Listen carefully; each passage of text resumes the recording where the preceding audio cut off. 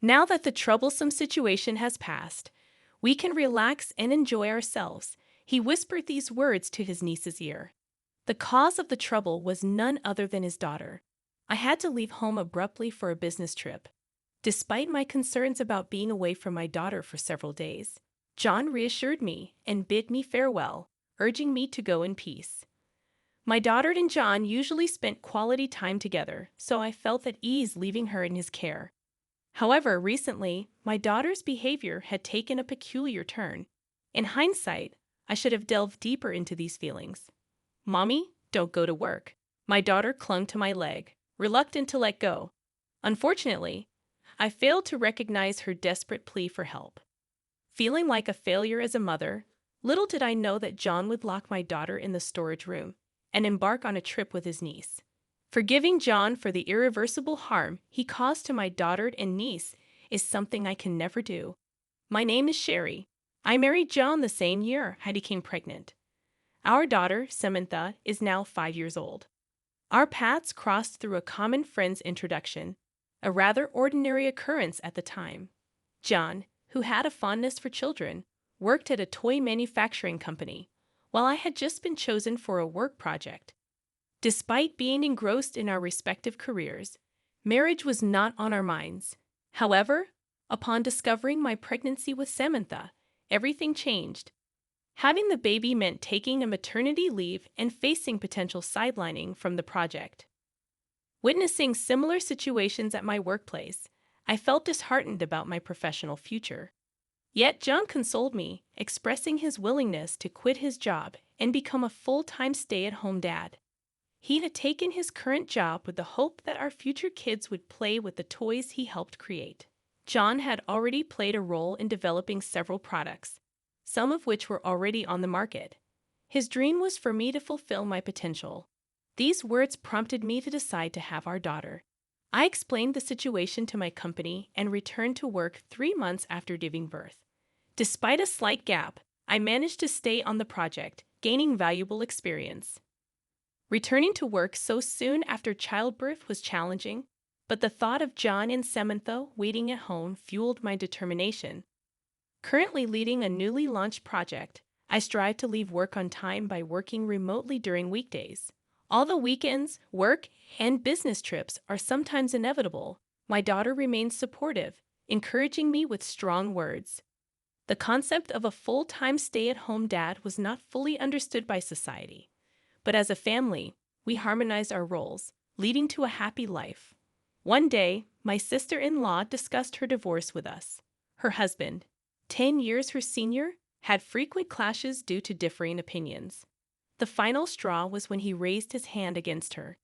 The divorce brought relief to my sister-in-law, who no longer had to witness her daughter Lily cry. Lily, an 11-year-old, had experienced the violence firsthand, prompting the decision to divorce. John, with his usual sense of humor, offered support, jokingly saying, "If you ever need anything, just say the word. I'm always home." Although it brought laughter, we nodded in agreement with John's sentiment. His words played a crucial role when John decided to quit his job and become a full-time stay-at-home dad. It's not about being a man or a woman these days. Whoever can do it should. Without my sister-in-law's support, we might not have maintained a good relationship with our in-laws. Our happiness owes part of its existence to her. Expressing gratitude, she mentioned considering a move to our neighborhood. We welcomed the idea, ensuring her that it wouldn't be a bother. Facing the need to leave the rental apartment shared with her ex-husband, she pondered returning to her in-laws' house an hour away. However, this would complicate her commute, and Lily would have to change schools. Fortunately, our house was within Lily's school district. They found a vacant apartment nearby and decided to move in. Suggesting that we look after Lily after school until her mother finished work, John and I agreed. Despite my sister-in-law's initial concerns about being overprotective, our proximity allowed us to keep a close eye on Lily, making John's role vital in the process. With Lily in our care during her mother's working hours, we began a new chapter in our family life.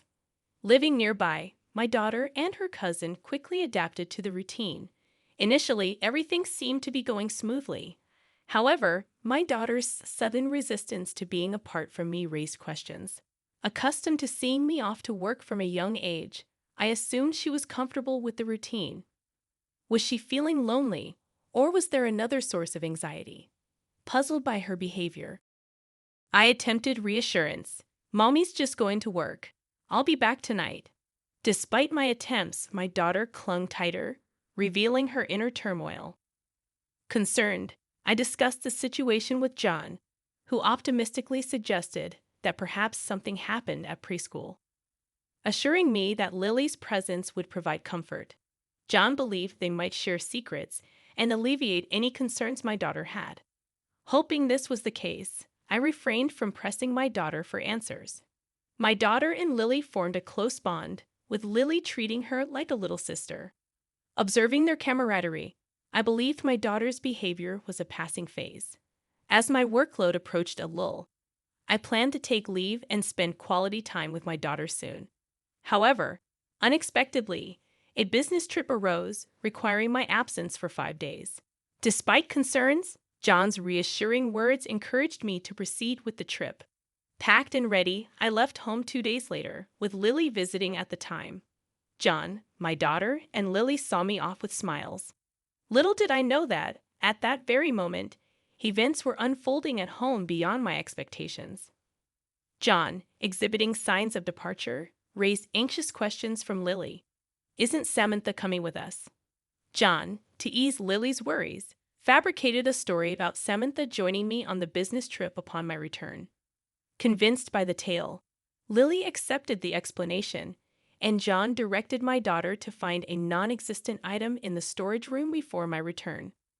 Samantha, believing her father's words, ventured into the storage room.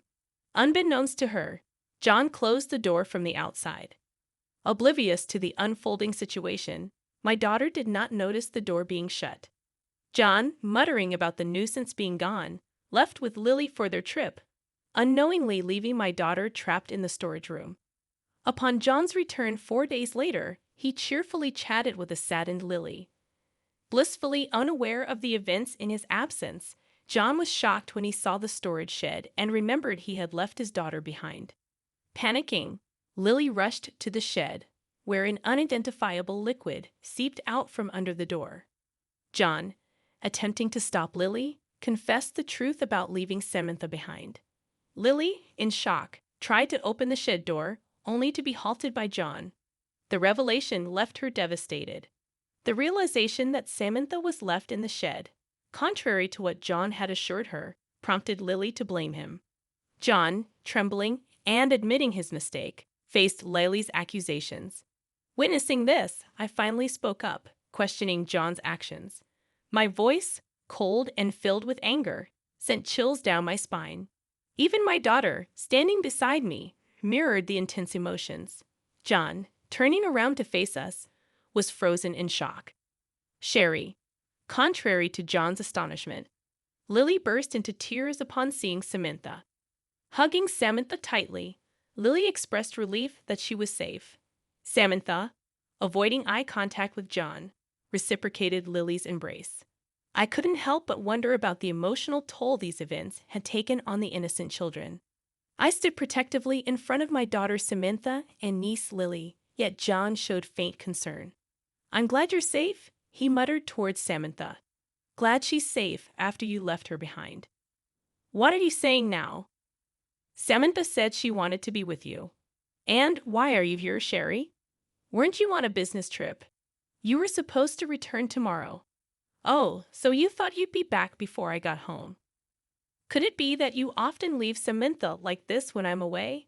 John fell silent at my words. His silence was more affirming than anything else. I've already heard the story from Samantha. I'll be hearing it from Lily as well. Turning to Lily, who was still embracing Samantha, she met my gaze firmly and nodded as if she had made a decision. The fact that I was able to rescue my daughter Samantha was a stroke of sheer luck. The thought of what could have happened if my business trip dates hadn't changed sends shivers down my spine.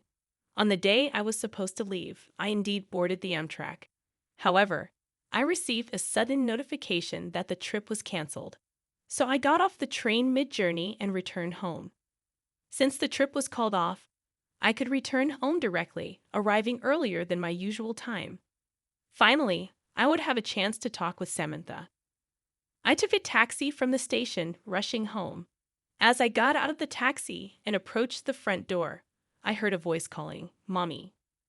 Thinking Samantha had seen me and was running towards me, I turned towards the voice, only to be shocked. Samantha's voice was coming from inside the storage shed. "Samantha?" In a panic, I'd opened the shed door to find my daughter there, drenched in sweat and sobbing uncontrollably. At her feet lay the burst remnants of a water-filled bouncy ball I had given her. This toy was developed by John when he was still working at the toy manufacturer. I had given it to Samantha, hoping to cheer her up when she first started showing signs of distress. Apparently, she panicked when she realized the door was shut, either throwing or stepping on the ball, causing it to burst. The liquid seeping out of the shed was from this ruptured bouncy ball. The floor was also scattered with Samantha's old clothes. "What happened? Why are you in here?" I hugged my crying daughter and asked her. What she told me then ignited a fury in me, the likes of which I had never felt before in my life.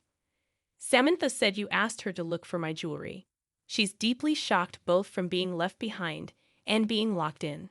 "Locked in?" The door wasn't locked. I thought she would come out on her own. Being suddenly shut in is frightening even for adults. It's not surprising she panicked and couldn't open it. And I've heard about the usual situation. Now I finally understand why Samantha started acting out. My husband would have noticed the cause. After all, he was the cause of it. After we started looking after Lily, John began to favor her, neglecting Samantha. My daughter felt increasingly lonely as John paid attention only to Lily. But Samantha, caring for me and my busy schedule, could only express her feelings in such a way. It seems she also knew Lily was troubled by John's behavior.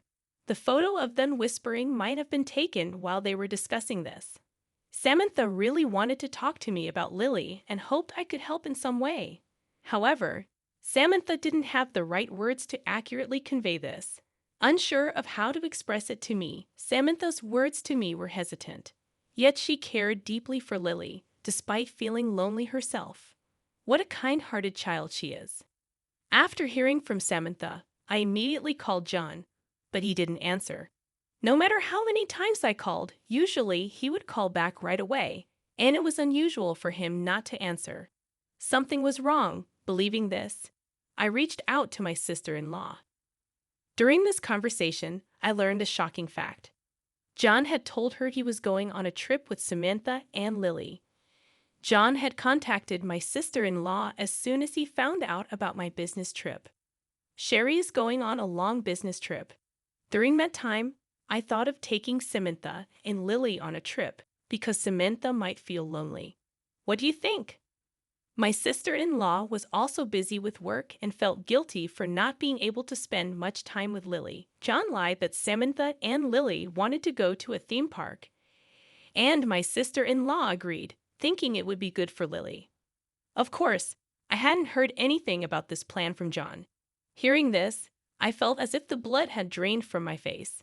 Could John have been planning to leave Samantha alone at home during this trip? I informed my sister-in-law that Samantha was actually at home. When I mentioned that I couldn't reach John, she said she would try calling him herself, and we ended the call. I thought something was off and checked around the house, and I was shocked.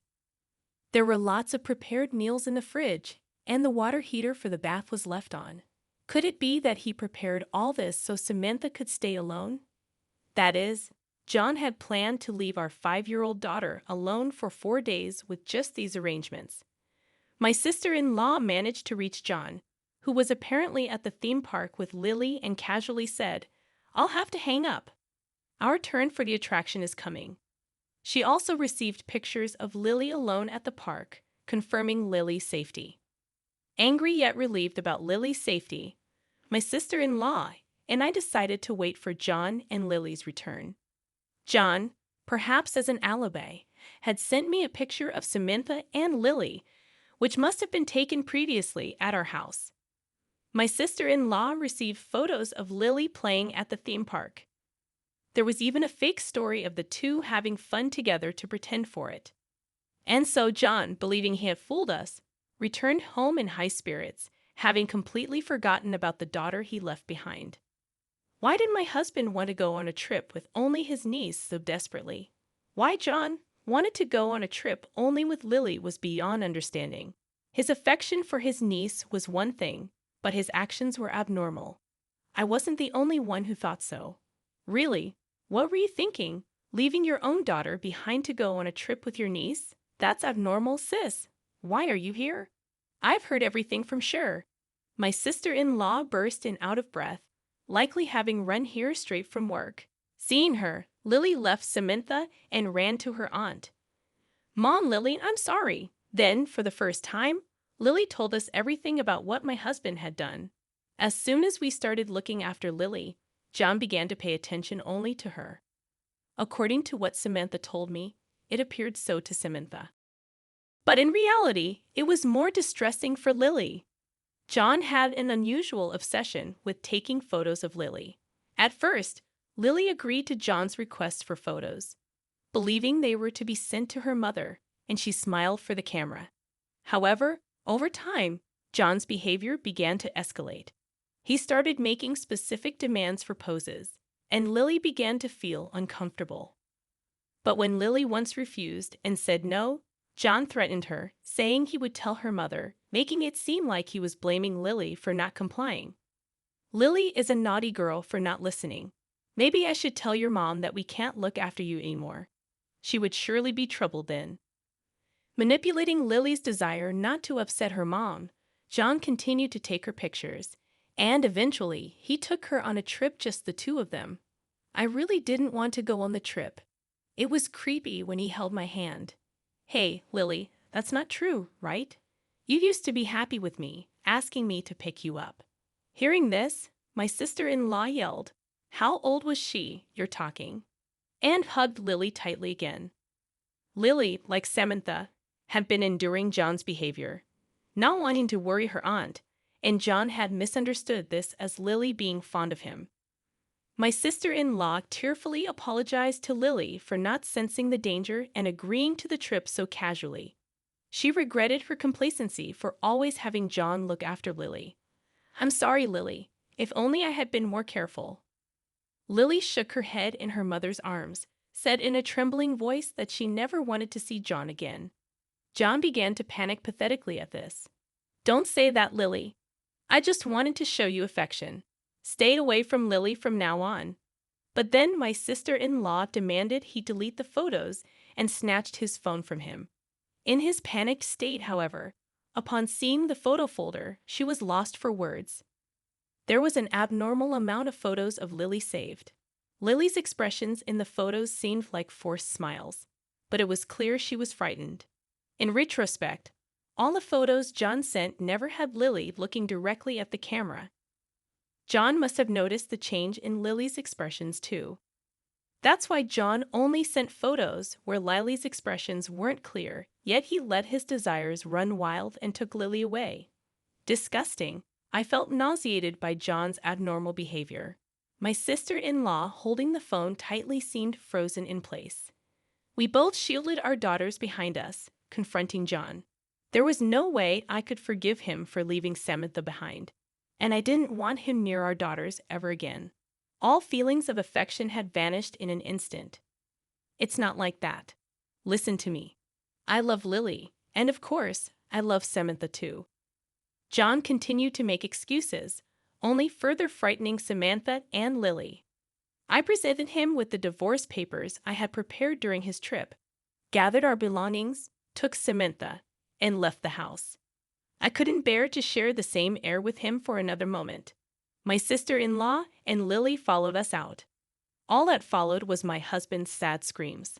Afterward, I took my sister-in-law and Lily to their parents' house and informed them about John's behavior. When I mentioned leaving him with the divorce papers, my in-laws promised to handle everything from there. They assured us they would prevent John from approaching us again. Lily finally seemed to find some peace upon hearing their words, My sister-in-law and Lily decided to stay with my in-laws for the time being, planning to sort out work and school later. Though it likely meant Lily would have to change schools, we couldn't discount the possibility of John lurking around her school route. Samantha and I decided to return to my parents' home too. During John's trip, I had been managing work, household chores, and childcare alone. Thankfully, Samantha was a resilient child, and I felt confident that we could manage well on our own. Living without John, just the two of us seemed entirely feasible. Those hellish 4 days indeed contributed to my newfound confidence. For a while, we'll live at my parents' house, grateful for their kindness. But I plan to move closer to my workplace before Samantha starts elementary school. We started our new lives, but John was still stuck in the past. Thanks to my in-laws, I was able to finalize the divorce from John without ever having to see him. But he continued to call afterward and even showed up at my parents' house, despite being cut off by my in-laws from any contact with me, my daughter, and the residents of his parents' home. John pathetically tried to seek reconciliation. "I can't imagine a life without Sher and Samantha." His words only instilled fear in me. I asked my parents to contact the police, who came and took away John, who was screaming at our doorstep. He was served a restraining order by the police and finally seemed to understand he was alone. All this destruction was his doing, and it was too late for regrets. I wondered how John, having been a stay-at-home dad, planned to live since then. But that was no longer my concern. Samantha had been down for a while after the incident, but she's finally starting to smile again. Though divorced from John, we still keep in touch with my sister-in-law and Lily, and their smiles are returning too, to overwrite the traumatic memories of the theme park with Lily. We are planning a trip there, just the four of us. I'm looking forward to creating many happy memories for Samantha and Lily.